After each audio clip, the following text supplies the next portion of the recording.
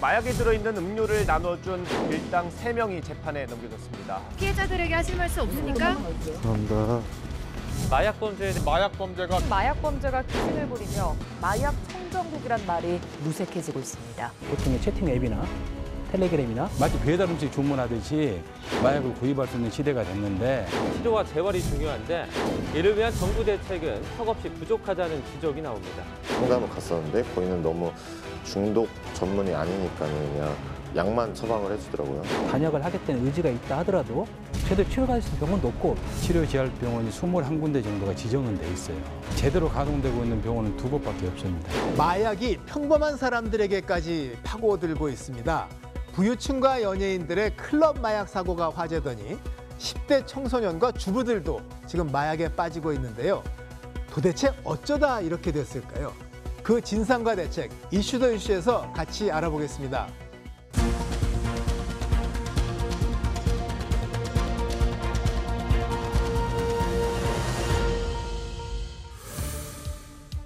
남들 안 하는 속 깊은 이야기를 해봅니다. 안녕하세요. 이슈 더 이슈 박찬입니다.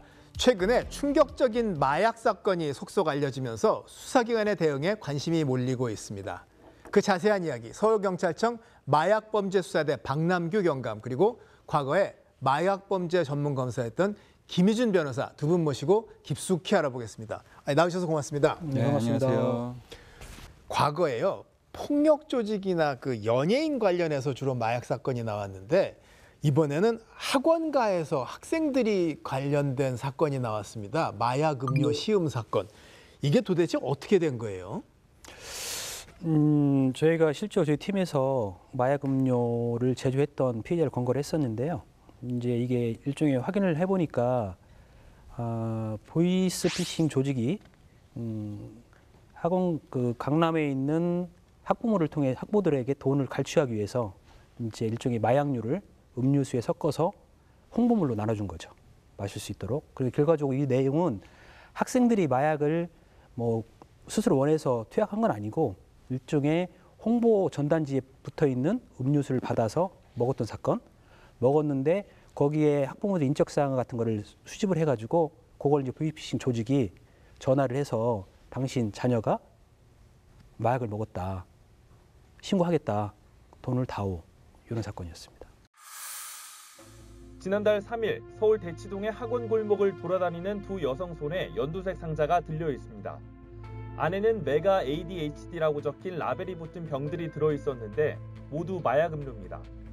이 마약 음료를 제조한 건 중국에 거점을 둔 보이스피싱 조직의 지시를 받은 26살 길모 씨였습니다. 정확히 누구에게 지시 받으셨나요? 피해자들에게 하실 말씀 없습니까?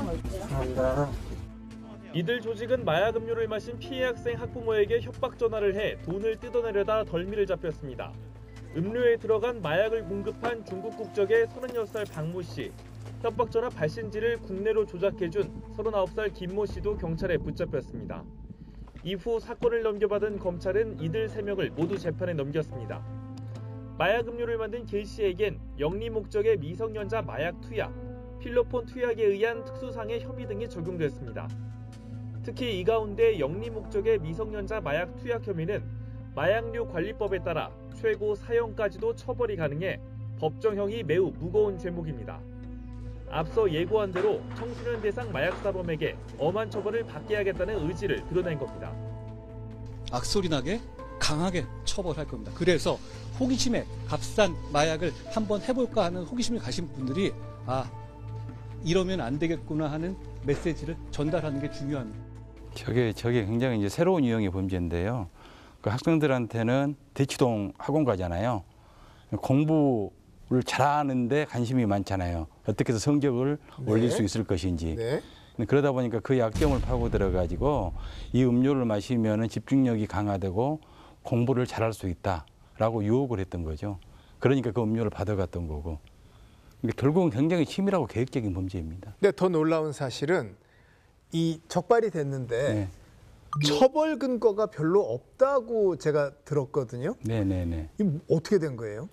그게 이제 일종의 상대방 몰래 음료라든가 술 같은데 뭐 필로폰 등 마약을 집어넣어 가지고 속여서 먹이는 경우에 직접적으로 처벌하는 규정이 없어요. 물론 이제 마약류 관리에 관한 법률에 보면은 제공한 경우에 처벌할 수 있도록 돼 있는데 그 제공이라는 것은 상대방도 이게 마약이라는 것을 알았을 것을 전제로 하는 것이지 모르게 마신 경우는 해당이 안 되거든요.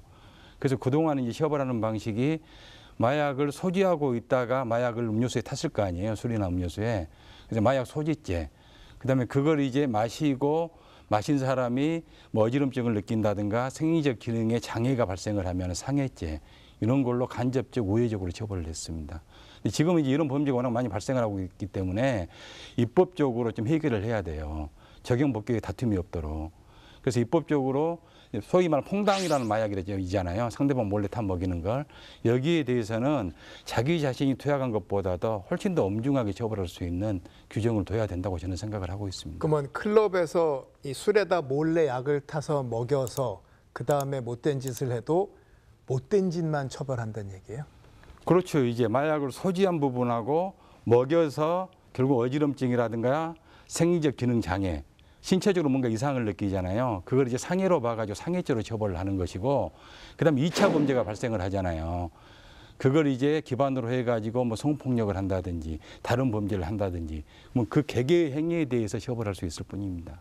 근데 관련 입법안이 뭐 기사에 보니까 있긴 해요. 네. 그 국민의힘당도 있고 민주당도 있고 입법안이 있는데 여태까지 없었던 거는 이게 입법이 어려운 면이 있을 거 아니에요. 입법이 어려운 면이 있었다기보다는 그런 현상들이 자주 발생하지는 않았고 그다음에 문제가 본격적으로 되지는 않았던 것 같아요.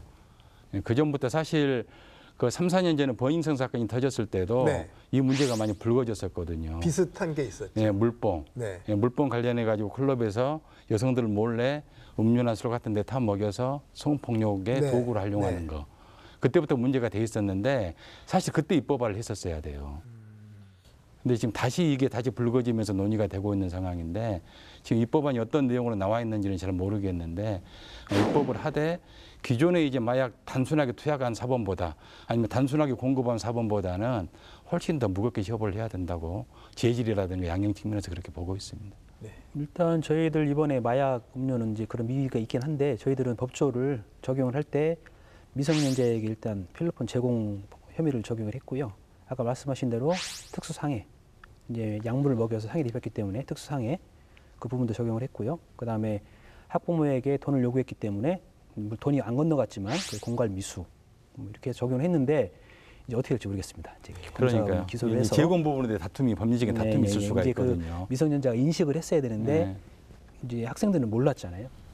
마약이라는 걸 몰랐기 때문에 이제 그 부분을 말씀하시는 거고요. 일단 저희들은 적용을 최대한 하려고 했는데 일단은 이제 뭐 수사기관이나 검찰에서는 그렇게 적용해서 기소를 하게 되면은 과연 이게 제공의 개념에 해당이 되냐. 여당초 입법 취지가 상대방이 알았을 경우를 상정한 것 아니냐라는 점에서 치열한 법정 다툼이 벌어질 겁니다. 네, 아마 판례가 나오지 않을까 저는 새롭게 맞아요. 생각하고 있습니다. 강남 학원가 마약 음료 사건 이게 10대들의 일이라고 아마 놀라신 분들이 많을 텐데요. 깜짝 놀랄 일이 여전히 더 많다고 합니다. 같이 보고 또 말씀 나누시죠. 텔레그램을 통해서 필로폰을 사서 투약한 혐의를 받는 14살 중학생 3명이 경찰에 붙잡혔습니다. 서울 동대문 경찰서는 마약류 관리법 위반 혐의로 지난달 14살 A양과 B군 등 3명을 입건했다고 밝혔습니다. A양 등은 지난달 6일 텔레그램을 통해 이른바 던지기 수법으로 필로폰을 구매한 뒤 B군의 집에서 필로폰을 0.05g 투약한 혐의를 받습니다.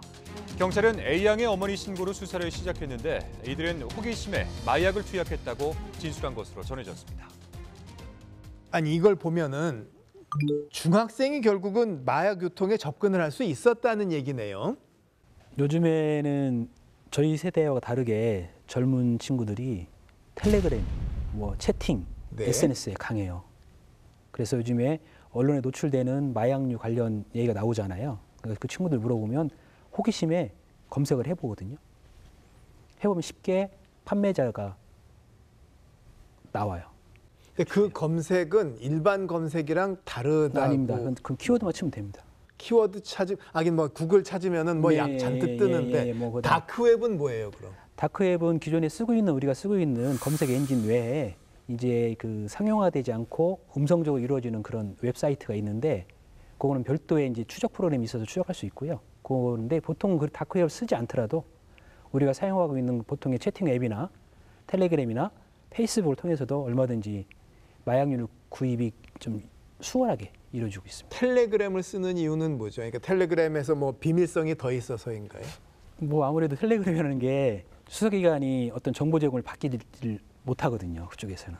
서버도 해외에 있지만 또 제가 작년에 잠깐 DEA 미국 마약수사청에 잠깐 연수를 갔다 왔었는데 저희들이 텔레그램에 대해서 수사를 못하기 때문에 혹시 가능한지에 대해서 질문을 했었어요. 그랬더니 꼭 미국 DEA 수사관 쪽에서도 자기들도 텔레그램 쪽으로부터는 그 수사 협조를 못 받는다. 익명성이 아직 보장되기 때문에 보편적으로 텔레그램을 통해서 대화를 하거나 거래를 하면 자료가 안 남는 걸로 인식이 되어 있습니다. 이게 지금 참 놀라는 분 많을 거예요. 그런데 10대 청소년의 마약이 이렇게 뉴스에 나올 정도면 실상은 더 많다는 얘기 아닌가요? 훨씬 더 많죠. 지금 사실 우리나라의 그 마약 문제의 가장 본질적으로 이게 우리가 우려를 해야 되는 부분은 굉장히 마약 범죄가 연소화되고 있다는 거예요. 네. 그래서 10여 년 전만 하더라도 마약 범죄의 주된 연령층이 40대였어요. 근데 2021년도 기준으로 보면은 20대로 내려왔어요. 그리고 이제 10대 마약 사범은 지난 5년 동안을 보면은 4배가 늘었는데 10년으로 넓혀서 보게 되면은 12배가 늘었어요.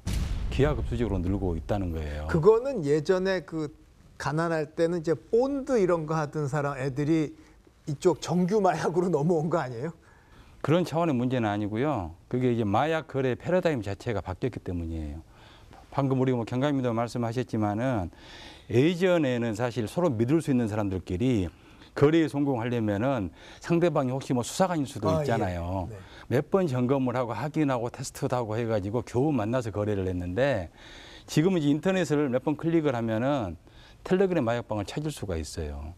그럼 텔레그램 마약방에 들어가서 주문을 하면은 최소한 1시간 내지 30분 이내에 자기 손에 필로폰을 구입을 할 수가 있습니다. 어머나. 이번에 그 여중생 같은 경우에도 30분 정도 만에 자기 손에 필로폰을 취득을 했다는 거거든요. 그래서 이미 마약 공급책들은 마약을 밀수를 해가지고 그 소분한다고 해가지고 잘게 나눠서 숨겨놔요. 그러면서 주문이 들어오면은 주문한 사람의 가까운 곳에 숨겨놓은 장소에 좌표를 알려줍니다. 그럼 거기에 찾아오는 방식이에요.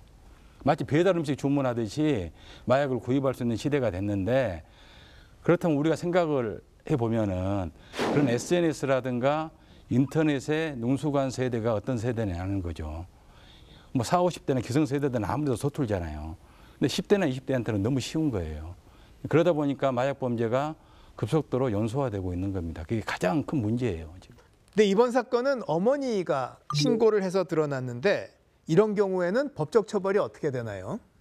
여중생은 이제 투약자죠. 그래서 이제 마약류 관리에 관한 법률에 따라서 투약사범으로 처벌을 받는데 이제 아무래도 이제 어린 그 여중생이고 초범이고 하기 때문에 뭐 치료조건부 뭐 기소유예를 한다든지 아니면 법원에 가더라도 뭐 보호처분을 한다든지 뭐 그럴 가능성이 높죠.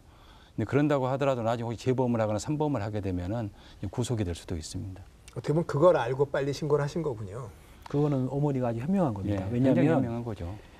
우리 애가 혹시 잘못될까 봐 신고를 안 하고 어떻게 해보려고 했으면 그거는 더 커질 수 있죠. 또 돈 보내고 하면 이제 예, 또 중독이 될 수도 있고 하기 때문에 사전에 차단한 거는 제가 부모님이 현명하다고 생각합니다. 자, 그러면 부모님이 바빴거나 덜 현명했거나 시기를 놓쳤거나 했어요. 그런 사람들 많거든요. 그렇죠. 자녀나 자기 지인이 마약에 혹시 빠져들고 있는 거 아닌가 걱정이 될 때 어떻게 하면은 감별할 수 있어요? 일단은 이제 마약을 투약했을 때는 투약한 직후에는 이제 증상이 있긴 해요. 이제 뭐 보통 술 취한 사람처럼 혀가 꼬인다거나 또 어눌해진다거나 어떤 술 취한 사람 같은 행동을 하는데 술 냄새는 안 나요. 필로폰이 전형적으로 그런 증상을 나타내거든요. 그래서 그런 게 좀 정상적이지 않다 싶으면 소지품을 볼 필요가 있어요. 필로폰이라는 게 가장 쉽게 하는 거는 그냥 음료수에 타서 마시는 거지만 이제 좀 과감해지면 보통은 적은 양으로 효과를 보기 위해서 주사기를 쓰거든요. 또 주사기를 쓰게 되면 보통 우리가 쓰는 약국에서 구할 수 있는 주사기 또 거기에 소독솜 또 이제 혈관이 안 나오니까 혈관을 나오게 하려고 하는 어떤 압박 밴드 이런 게 있거든요. 그럼 기구가 있을 수밖에 없거든요. 금단 증상도 알아볼 수 있잖아요. 그렇죠. 금단 증상. 어떤 게 보이나요? 사람마다 다른 것 같더라고요. 사람마다 다른데 제가 봤던 친구는 미성년자 친구는 이제 필로폰에 취했을 때는 본인은 이제 본인의 어떤 심한 친구들은 내 몸에 뭐 벌레가 기어간다고 이런 생각을 해가지고 자기 몸을 뜯는다거나 긁는다거나 막 뜯거나 불안한 증세를 보이는 경우가 많고 또 보이지 않는 걸 보는 것처럼 환각 보기도 하고요. 그건 아주 심한 경우에. 그리고 필로폰을 하고 끝날 때 되면 되게 우울해지거나 사람이 괴로워하는 게 성향이 많더라고요. 일종의 죄책감도 있고 또 어떤 약에 대한 기분이 좋아졌다가 떨어지면서 그 풀리는 그런 것 때문에 괴로워하는 게 있고 해서 보통 필로폰 사범들이나 마약 사범들이 우울하거나 공황 장애를 가진 친구들이 많아요. 아이고. 저런 사실 느낌 때문에 계속 마약을 찾는 거거든요. 그렇죠. 근데 필로폰을 투약을 해야지만이 도파민이 분비가 돼서 나름대로 이게 좀 이게 쾌감이나 행복감이 느껴지는 것 같은데 그 약효가 떨어지면 급격하게 우울해지거든요. 다른 행복이 없어요. 다 괴롭고 다시 그 약을 찾게 되는데 원래 마약이라는 것은 중독성도 있지만 내성이 있잖아요. 내성이 있기 때문에 똑같은 양을 투약을 해서는 기존에 느꼈던 효과를 느낄 수가 없어요. 점차 양을 늘려가는 거예요. 그러다 보면 굉장히 위험한 상황까지 가는 건데 그게 가장 큰 문제입니다. 프로포폴 네. 이게 원래 수면 유도제잖아요. 근데 이게 마약류로 등재가 됐어요, 우리나라는. 마약류로 누가 등재시킨지 아십니까 혹시? 지금 검사 시절에 하셨다고 제가 찾아봤어요. 제가 마약류로 등재를 시켰는데요. 이제 프로포폴은 원래 수면 마취제예요. 그래서 우리가 수면 내시경을 할 때 병원에서 사용하는 약입니다. 원래 이제 수면 내시경을 할 때 사용하는 약이 두 가지 종류가 있었는데 미다졸람이라는 약이 있었고 프로포폴이라는 약이 있었어요. 근데 미다졸람은 이미 마약류로 지정이 돼 있었어요. 근데 제가 수사했을 당시에는 프로포폴은 마약류로 지정이 안 돼 있기 때문에 이걸 주로 이제 개인 병원 같은 데서 장사를 하는 거예요. 사실 프로포폴은 수면 마취제이기 때문에 수면 마취가 필요한 시술이나 수술에만 사용을 해야 되는데 이게 잠을 충분히 못 자는 유흥업소 종사자라든가 연예인이라든가 이런 사람들이 프로포폴을 투약하고 나면은 굉장히 개운한 느낌이 든 거예요. 한 30-40분 자고 일어나면은. 거기에 중독이 되는 겁니다. 팝의 황제 마이클 잭슨이 갑자기 숨지면서 세상을 떠들썩하게 했습니다. 사망 원인은 수면 마취제 프로포폴의 과다 사용으로 밝혀지면서 논란이 가열됐습니다. 지난 92년 국내에 도입된 프로포폴은 효과가 빠르고 어지러움증 등 후유증이 적어 성형수술이나 수면 내시경에 많이 사용됩니다. 문제는 일부 성형외과와 내과에서 수면제 대용으로 비싼 값에 무차별적으로 투약되고 있다는 점입니다. 특히 최근 몇 년 동안 서울 강남의 유흥업소 종업원 사이에서 빠르게 확산돼 왔습니다. 일 때문에 잠 못 자고 이런 것 때문에 처음에는 불면증을 이제 핑계로 하기 시작하는데 이제 거의 중독된다고 볼 수 있죠. 그 약에 대해서. 하지만 중독성이 높아 용량을 높이다 보면 저혈압이나 호흡곤란 증상이 나타나 사망에 이를 수 있습니다.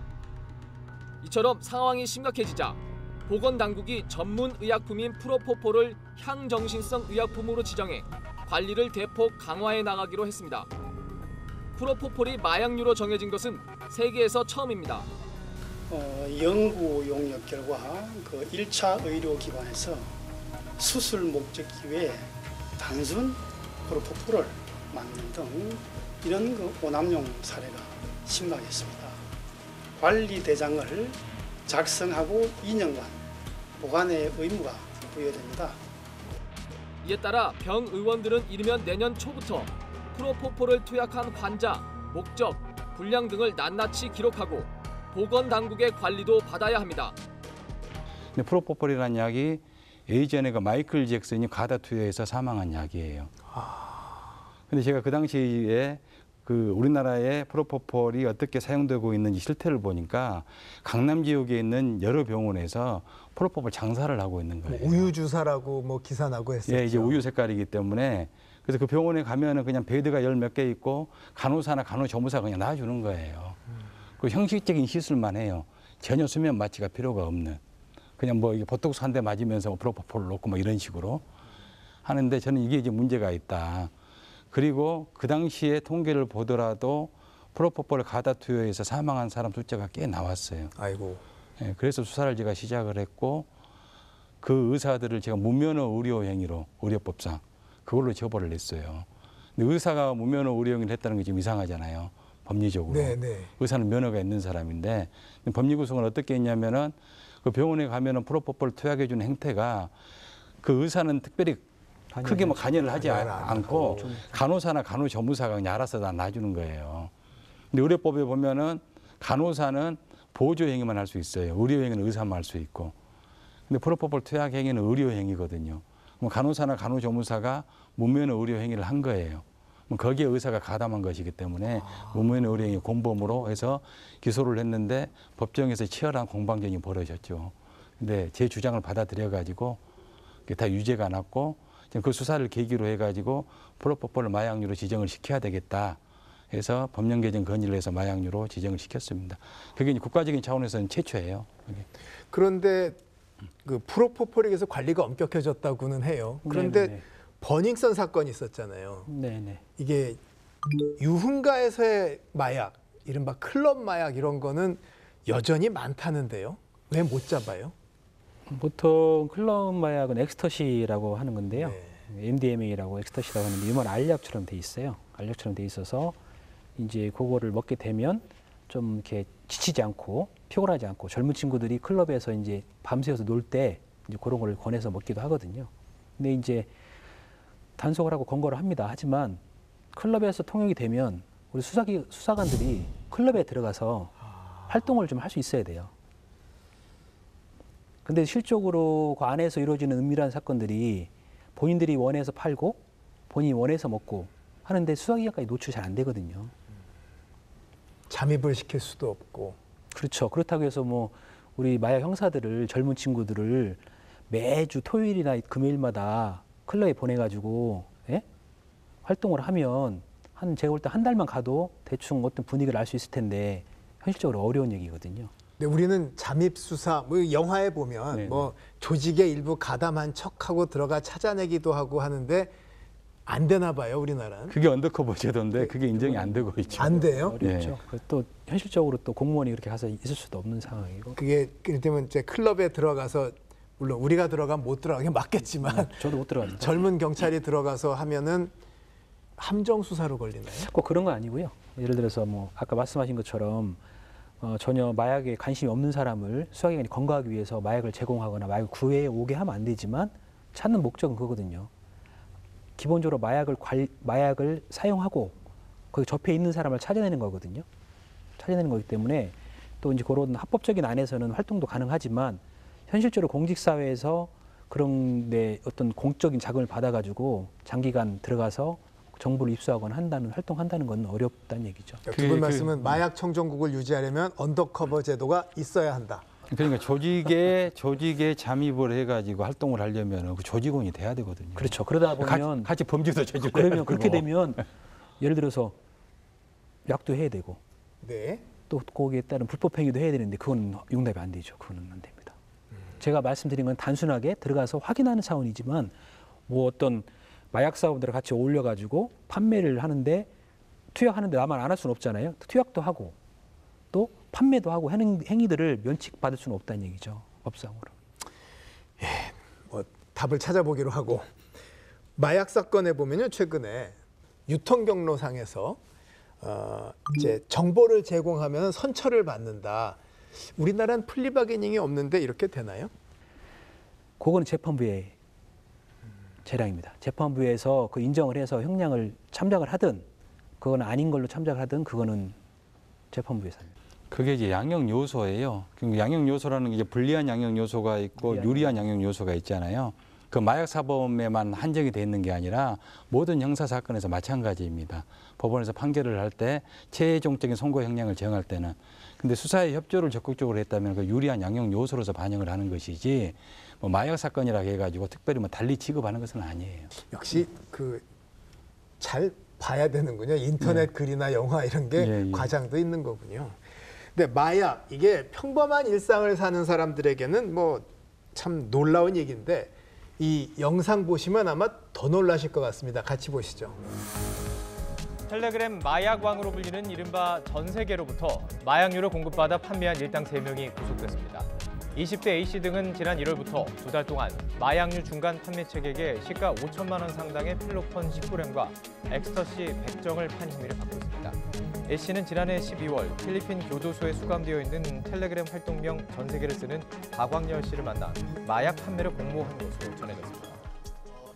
참 국내에서 마약류를 판 사람은 20대, 근데 공범은 필리핀 교도소에 있다. 이게 뭐 넷플릭스 영화 보는 것 같은데 생산과 공급이 이렇게 글로벌하게 이루어집니까 정말? 지금 국내에 유통되는 모든 마약류는 대부분이 다 해외에서 들어오는 마약류예요. 국내에서 생산되는 거는 극히 뭐 미미하게 본인들이 뭐 투약할 정도는 할 수 있지만 대부분의 마약류는 다양한 유통 경로를 통해서 밀반입이 되고 있고요.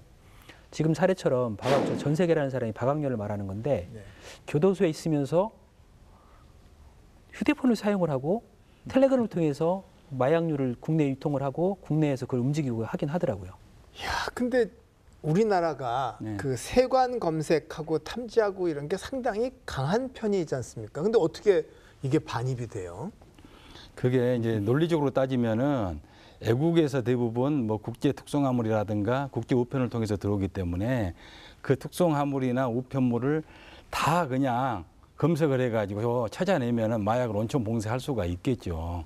네. 그건 굉장히 이상론적인 이야기인데 전국에 이제 공항이나 항만을 통해서 이게 수많은 좀 하루에도 수많은 그 국제 특성화물이나 우편물들이 들어오는데 우편물도 많이 들어오고. 관세청에서 그걸 담당하는 인력은 채 5, 60명밖에 안 돼요. 그 숫자 가지고 전수조사를 한다는 것은 불가능한 거고 또 그런 시스템을 갖추기도 어려울 겁니다. 그럼 항구 쪽은 더 어렵겠네요. 그렇죠. 아무래도 컨테이너로 들어오고 하니까. 컨테이너 들어오고 뭐 영화에는 생선 뱃속도 나오고 뭐 그러면 대책이 없는가요, 그럼? 아닙니다.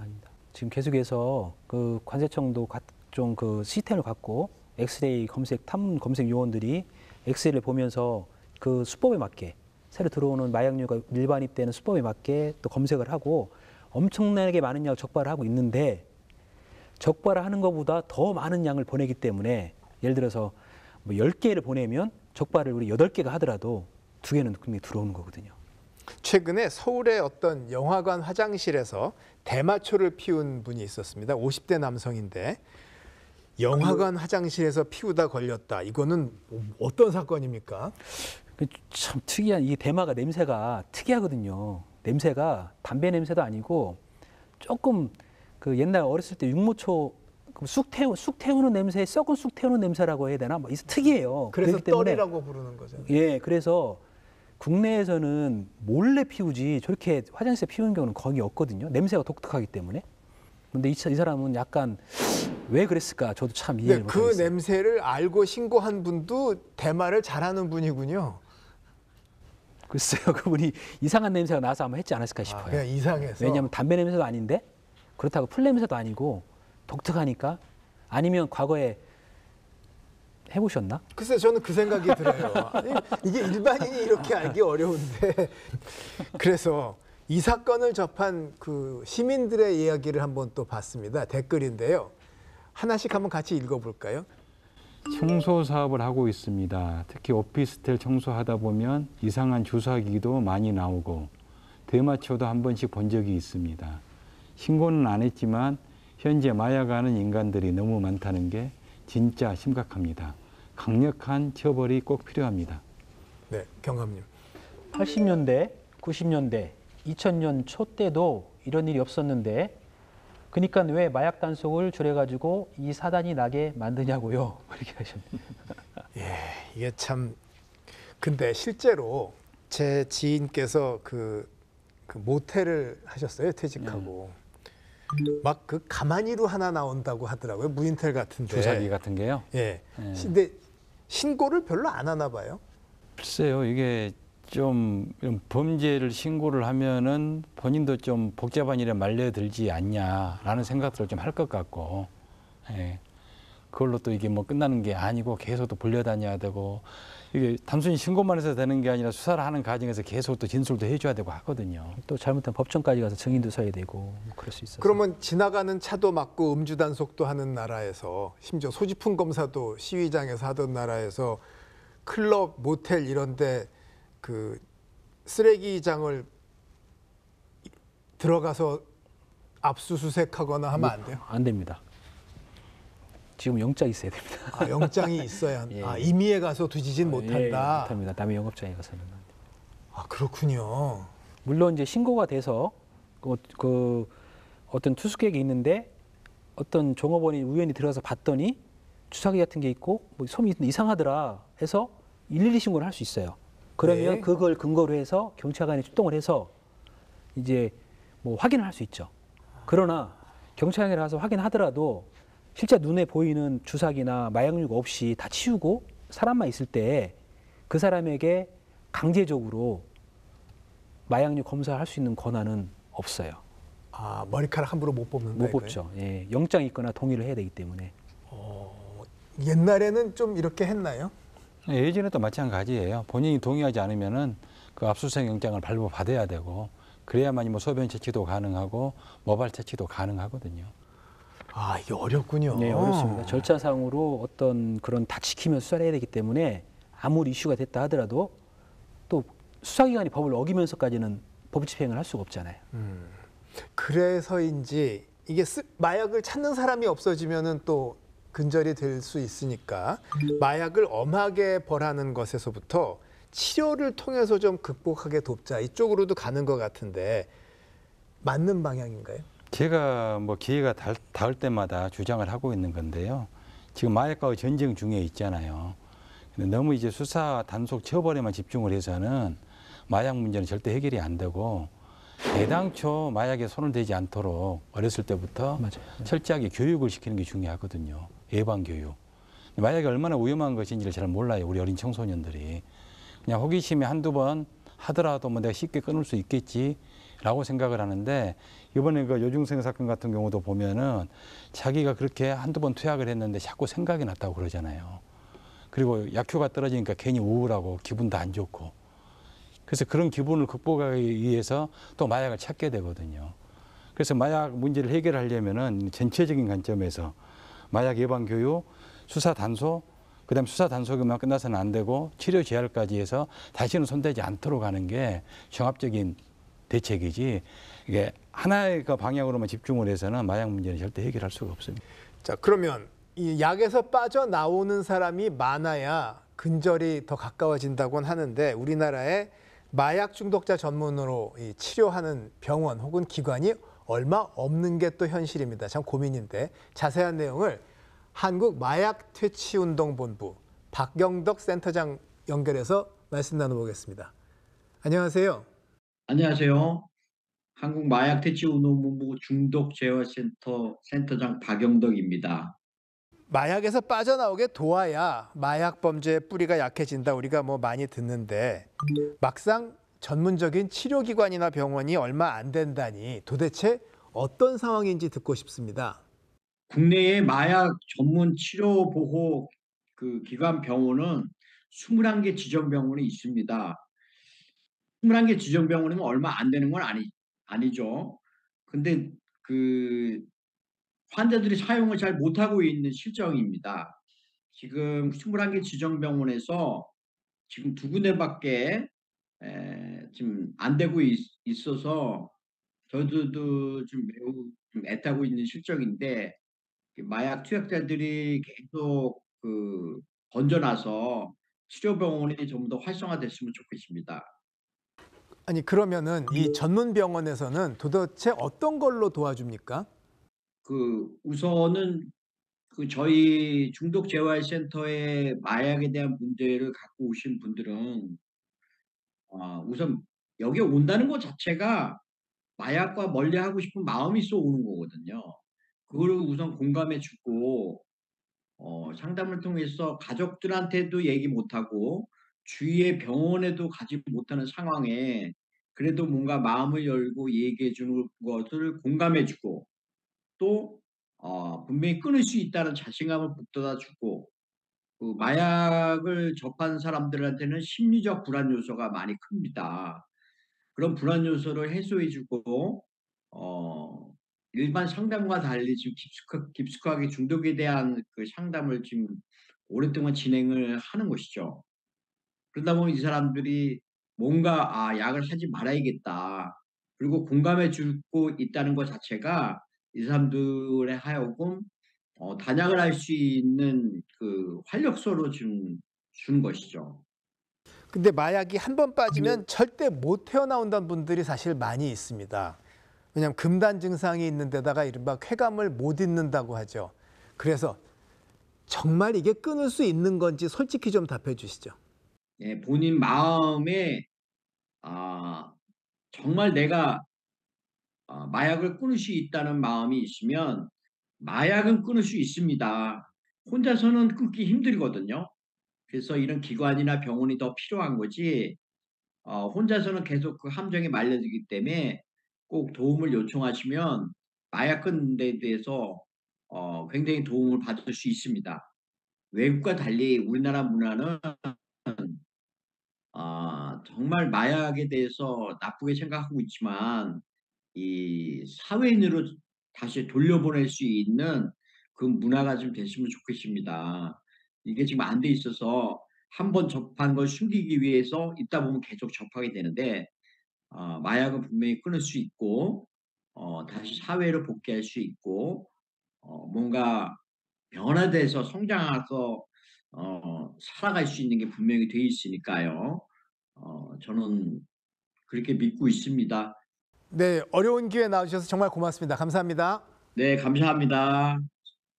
이 마약이란 게 처음부터 발을 들이질 말아야 하는데 아무튼 뭐 노력하면 이겨낼 수 있다고 말씀을 하셔요. 그런데 왜 못 이겨내고 점점 빠져들고 그냥 헤어나오질 못하나요? 그게 뭐 치료 제한을 제대로 안 해서 그렇죠. 본인의 의지만으로는 절대 끊을 수가 없거든요. 그래서 이 전문적인 치료기관에서 꾸준히 치료를 받아야 되고 그게 한두 번 치료받아서 해결되는 것도 아니고 지속적으로 받아야 돼요. 오랜 기간 동안에. 그게 마약에 일단 중독이 되면은 뇌 속에 있는 보상 체계 자체가 망가집니다. 도파민이 가다하게 분배가 되면서 그 이상의 자극이 가지 않으면은 똑같은 정도의 행복감이나 쾌감을 못 느껴요. 그걸 다시 원상 회복을 시키기 위해서는 하루 이틀에 되는 게 아니거든요. 그래서 제가 늘상 강조를 하는 게 애당초 마약에 손을 안 대야 된다. 되면은 정말 이게 치료 재활 과정도 정말 어려운 과정을 거쳐야 된다. 근데 우리나라 같은 경우에는 지금 치료 재활 병원이 21군데 정도가 지정은 돼 있어요. 근데 제대로 가동되고 있는 병원은 2곳밖에 없습니다. 인천의 참사랑병원하고 경남의 국립부곡병원. 그리고 여기에 투입되는 예산도 불과 얼마 안 돼요.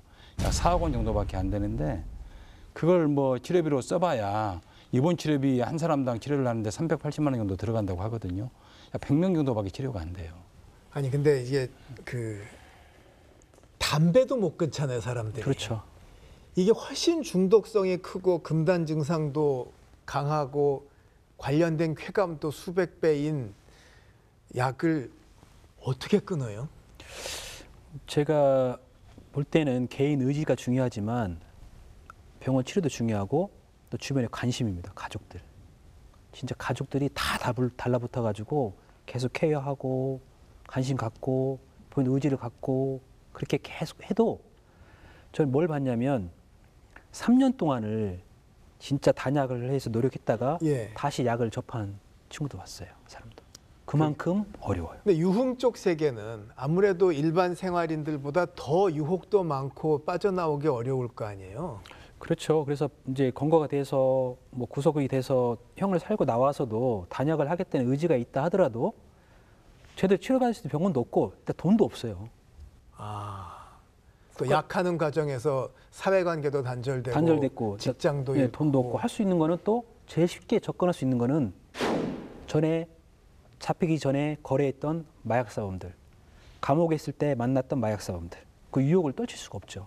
그래서 계속 악순환이 반복되는 거예요. 얼마 전에 그 모 정치인의 아들이 마약을 투약해가지고 가족들의 신고로 해서 구속영장이 청구가 됐잖아요. 근데 법원에서 기각이 됐어요. 기각이 돼서 석방이 됐는데 단 5일 만에 또 투약을 했어요. 그래서 지금 현재 구속 상태에 있는데 그만큼 마약이라는 게 끊기 어려운 겁니다. 근데 미국의 경우에 그 이제 뭐 여러 기관들이 있고 찾아보면은 그 약물법원 드럭 코트 있던데 이거는 어떤 역할을 하나요?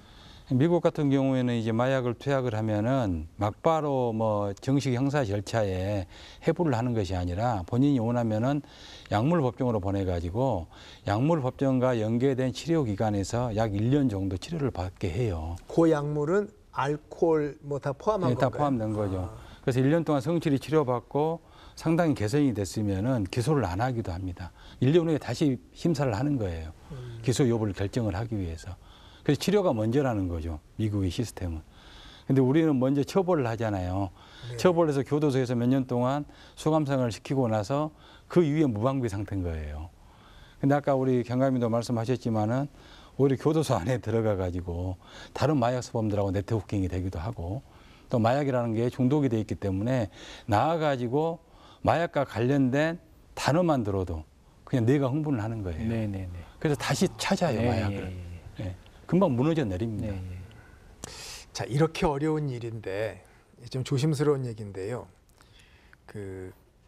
이렇게 어렵고 험한 일이다 보니 경찰에서 그 마약 관련 일을 하면 위험하기만 하고 자칫 잘못하면 사고 나고 아주 어려운 일이라고 하더라고요. 맞죠?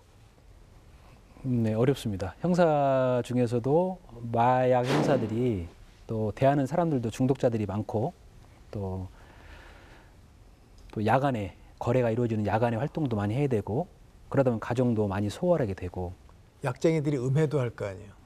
그렇죠. 이제 일종의 본인이 이제 어떤 수사기관에 협조를 하거나 아니 수사하는 과정에서 허위로 뭐 경찰관들이 자기한테 어떤 걸 했다고 하기도 하고 또 그러면 또 인권이나 권익위에서 또 진정을 하면 관련 조사도 받아야 되고 또 하나는 아프지 않으면서 건강다니는 아픈 척해서 병원을 요청을 해서 또 병원을 억지로 다니기도 하고 그 경찰관 중에서도 제가 마약 수사도 저도 2018년도부터 지금까지 하고 있는데 수사 파트에서는 가장 어려운 것 같아요. 3D 같아요. 3D 협정.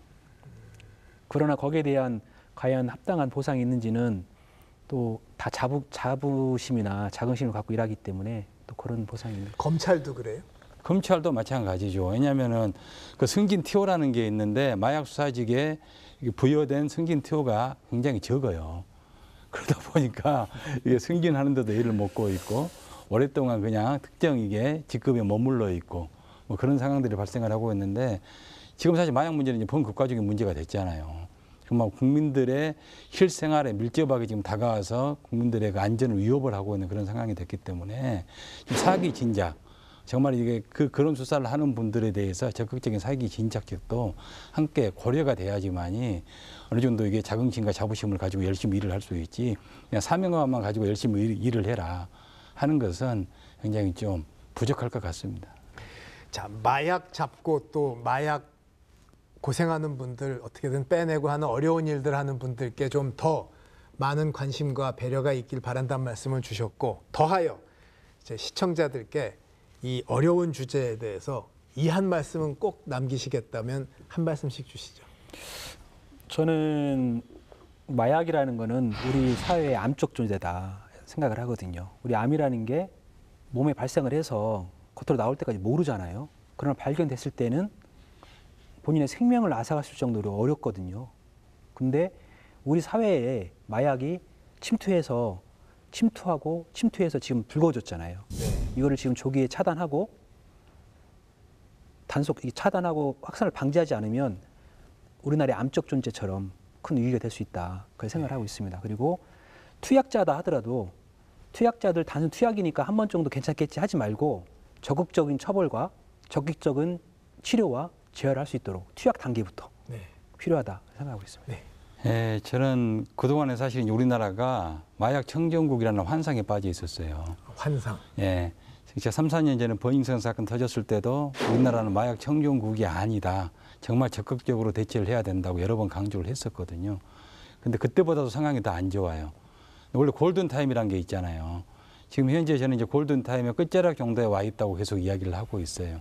근데 골든타임을 놓쳐버리면은 나중에 되돌리려고 해도 정말 마약 문제로 골치를 안고 있는 다른 여러 나라처럼 회복할 수 없는 국면으로 치달을 수가 있습니다. 지금 정말 이게 중요한 시기고 정말 우리가 잘 대처를 해야 되는데 이게 단순히 수사라든가 단속 처벌로만 머물러서는 안 되고 아까 제가 말씀드렸다시피 예방교육부터 예방교육을 철저히 해서 애당초 손을 대지 않도록 하는 게 가장 중요하고 그다음에 마약사범들에 대해서는 제대로 색출을 해내고 그다음에 처벌에만 그치지 말고 치료 제한을 충분히 해서 다시는 손을 대지 않도록 하는 종합적인 대책을 제대로 마련을 해야 된다. 마약과 전쟁이라는 그냥 거창한 구호를 가지고 일회성 이벤트 행사식으로 진행을 해서는 안 된다. 상시적이고 지금 우리가 계속 지속적으로 끊임없이 마약이 근절될 때까지 추진해 나가야 된다. 여기에 대해서 범정부적인 관심을 가져주셨으면 좋겠습니다. 자, 치킨 한 마리 값이면은 마약을 구할 수 있고 10대 청소년들이 마약 운반책으로 활동하는 나라. 과연 이게 우리가 아직도 마약 청정국인지 정말 잘 모르겠는데요. 그래서도 이렇게 또 애써주시는 분들이 계시니 감사한 거고요. 아무쪼록 함께 응원과 노력을 해보죠. 서울경찰청 마약범죄수사대 박남규 경감 그리고 마약범죄 전문검사였던 김희준 변호사 두 분께서 고생해 주셨습니다. 오늘 고맙습니다. 네, 감사합니다. 감사합니다.